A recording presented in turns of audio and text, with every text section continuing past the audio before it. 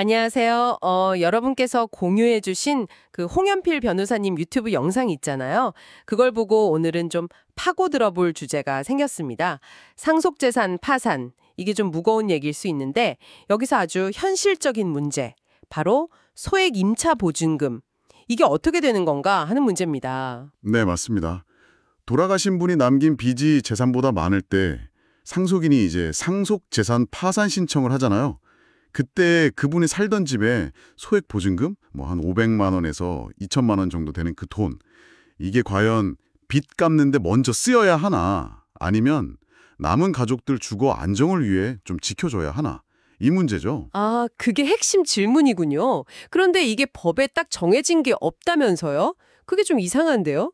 개인 파산 때는 있다면서요, 관련 규정이? 바로 그게 문제입니다. 상속재산 파산 절차에서는 그 소액보증금을 면제재산으로 본다는 명시적인 규정이 없어요. 그렇다고 또 배제한다는 규정도 없고요. 그러니까 이게 법적 공백 상태인 거죠. 그래서 해석의 여지가 많습니다. 해석의 여지요? 그럼 뭐 의견이 좀 갈리겠네요. 네. 학계에서는 뭐 면제해야 한다, 아니다, 면제하면 안 된다, 아니면 특정 조건 하에서만 하자 이렇게 막 나뉩니다.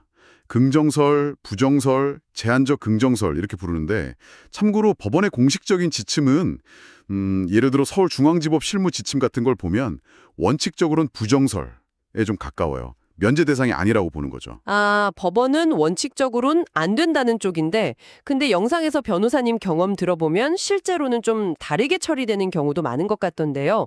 그 제한적 긍정설, 이게 설득력을 얻고 있다고요? 네. 실무에서는 아무래도 좀 더 구체적인 사정을 보게 되니까요. 딱 잘라서 안 된다고 하기 어려운 경우들이 많거든요. 여기서 이제 가장 중요하게 보는 기준이 뭐냐면 돌아가신 분, 그러니까 피상속인이 생전에 그 집에서 누구랑 같이 살았느냐 하는 점이에요. 아하, 누구랑 살았는지가 중요하다. 그러니까 남겨진 가족이 있느냐 없느냐 뭐 그런 건가요? 그렇죠. 예를 들어서 망인이 뭐 배우자나 아니면 장애가 있는 자녀 혹은 연로하신 부모님 이런 부양가족이랑 같이 살던 집의 보증금이다. 그러면 그 보증금이 없으면 남은 가족들, 생계나 당장 살 곳이 정말 막막해지는 상황일 수 있잖아요. 네, 그렇죠. 정말 큰일이죠. 바로 그런 경우에는 비록 명주적인 규정은 없지만 개인 파산의 면제재산 규정 취지를 가져와서 이걸 유추 적용이라고 하는데 그렇게 해서 보증금을 지켜주려는 경향이 강합니다. 유추 적용이요? 아, 법 규정은 없지만 취지를 빌려온다. 네, 예를 들어 빚이 한 5천만 원인데 보증금이 500만 원 정도다. 그러면 이걸 굳이 뺏어서 채권자들한테 뭐 몇만 원씩 나눠주는 것보다 당장 길거리에 앉을 수 있는 그 가족들을 보호하는 게 더 타당하다. 이렇게 보는 거죠. 약간 사회 안전망 차원에서요. 와, 정말 현실적인 판단이네요. 그럼 반대로 망인이 오랫동안 혼자 사셨던 경우는요?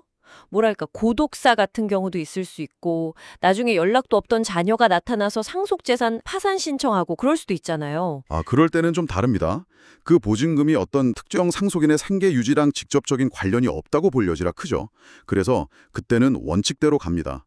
망인 명의의 다른 재산들, 뭐 예금이나 보험 해약금 이런 것처럼 그 보증금도 전부 현금화해서 채권자들에게 나눠주는 거죠. 배당 절차를 밟는 겁니다. 아, 그 경우에는 그냥 빚 갚는 데 쓰이는 거군요. 상속인이 가져가는 게 아니고요.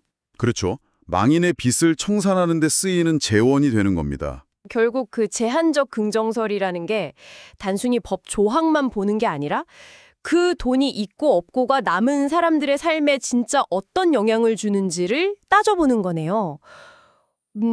일종의 솔로몬의 지혜, 뭐 그런 느낌도 좀 들고요. 네, 정확히 보셨습니다. 모든 경우에 다 면제, 이게 아니라 정말 그 돈이 없으면 남은 부양가족의 최소한의 어떤 생존 기반이 흔들리는가, 이걸 실질적으로 따져보는 거죠. 법에 명확한 답이 없을 때 실무가 좀 더 구체적인 타당성을 찾아가는 과정이라고 할 수 있겠습니다. 그렇군요. 하지만 이게 뭐 확립된 법리나 절대적인 기준은 아닙니다. 이걸 꼭 기억하셔야 해요. 사건을 담당하는 파산관제인이나 판사님의 어떤 재량, 해석에 따라서 충분히 다른 결론이 나올 수도 있습니다. 네, 오늘 이야기 정리해보면 상속재산 파산할 때 그 소액 임차보증금 문제, 이게 법적으로는 딱 정해진 건 없지만 실제로는 망인과 같이 살던 부양가족의 어떤 생존권, 이걸 고려해서 보증금을 지켜주는 경향, 즉 제한적 긍정설이 좀 힘을 얻고 있다. 이렇게 이해하면 되겠네요. 그렇지만 절대적인 건 아니다. 이것도 중요하고요. 네, 맞습니다. 이런 실무의 경향은 어쩌면 그 법의 어떤 차가운 원칙과 또 구체적인 상황에서 필요한 인간적인 배려, 그 사이에서 균형점을 찾으려는 노력일 수도 있겠죠. 법을 적용할 때 과연 어느 정도의 유연성이 필요할까요? 여러분은 이런 제한적 긍정 접근 방식, 그러니까 법의 문헌 그대로가 아니라 구체적인 타당성을 더 중요하게 보는 방식에 대해서 어떻게 생각하시는지 한 번쯤 생각해 보시면 좋을 것 같습니다.